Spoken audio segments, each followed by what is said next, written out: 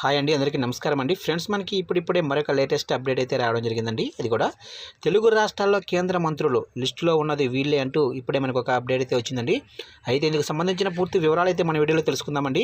Video మాత్రం ఎక్కడ skip చేయకుండా చూడండి ఫ్రెండ్స్, అప్పుడే మనకి పూర్తి సమాచారం అయితే తెలుస్తుంది. ఇక ముఖ్యంగా వీడియో నచ్చినట్లయితే లైక్ చేయండి ఫ్రెండ్స్. లేట్ చేయకుండా వివరాల్లోకి వెళ్ళిపోదాము. ఇక కేంద్రంలో మోదీ మూడోసారి ప్రభుత్వం ఏర్పాట్లు చేయనున్నారు. ఈ నెల 8వ తేదీన మోదీ ప్రధానిగా ప్రమాణ స్వీకారం చేయనున్నారు. ప్రస్తుతం జరుగుతున్న ఎన్డీఏ సమావేశంలో కొత్త ప్రభుత్వం ఏర్పాటుపై మోదీ చర్చించనున్నారు. ఇక తెలుగు రాష్ట్రాల నుంచి ఎవరికి కేంద్ర మంత్రులుగా ఛాన్స్ దక్కుతుందనేది ఆసక్తికరంగా మారుతుంది. ఇక ఏపీలో టీడీపీ, జనసేనకు ఛాన్స్ దక్కనుంది. తెలంగాణ నుంచి బీజేపీలో ఇద్దరి పేర్లు ప్రముఖంగా వినిపిస్తున్నాయి. ఇక మోదీ మూడోసారి ఏర్పాటు చేస్తున్న ప్రభుత్వంపై అంచనాలు పెరుగుతున్నాయి. 292 సీట్లు సాధించిన ఎన్డీఏలో టీడీపీ ప్రధాన భాగస్వామిగా ఉంది. 16 మంది ఎంపీలు ఉన్న టీడీపీకి 2 మంత్రి పదవులు దక్కే అవకాశం కూడా కనిపిస్తుంది. జనసేన నుంచి ఒకరు, బీజేపీ నుంచి మరొకరికి ఛాన్స్ దక్కనుంది. ఇక ఏపీకి ఈసారి కీలక పోర్ట్ఫోలియో దక్కనుంది.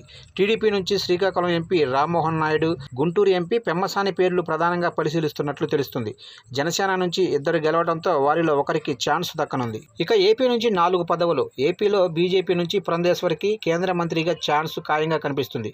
ఇక తెలంగాణ నుంచి బీజేపీ 8 స్థానాలు గెలిచింది. ఇప్పుడు కేంద్ర కేబినెట్లో తెలంగాణ నుంచి తిరిగి కిషన్ రెడ్డికి అవకాశం ఖాయమైందని సమాచారం. రెండో మంత్రి పదవి కోసం పోటీ నెలకొంది. ఒకటి రెడ్డి సామాజిక వర్గానికి ఇవ్వడంతో రెండో సీటు బీసీ వర్గానికి ఇస్తారని అంచనా వేస్తున్నారు.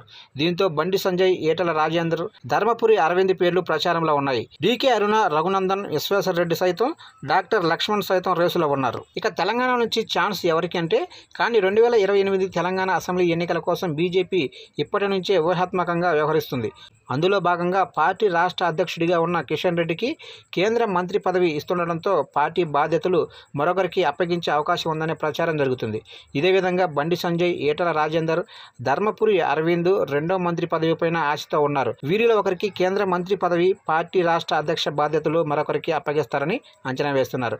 దీంతో మంత్రివర్గంలో స్థానం, పార్టీ పదవులపై మోదీ నిర్ణయం ఏంటనేది ఆసక్తికరంగా మారుతుంది.